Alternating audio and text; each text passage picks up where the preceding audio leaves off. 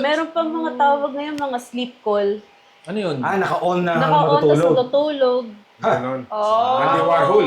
Wow, sleep call. Pero dati na yan nangyayari. actually, YM pa lang, meron na yan. sleep call. Ikaw muna magbaba. Ikaw! Tulog tayo! Nakababa, nakataas ang phone!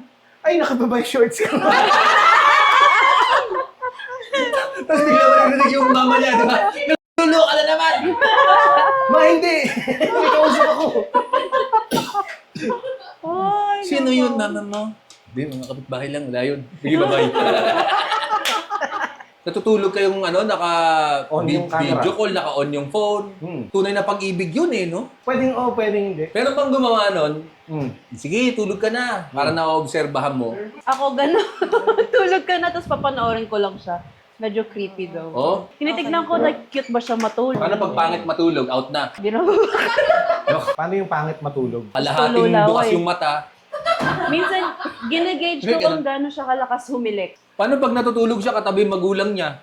So, hi, tita.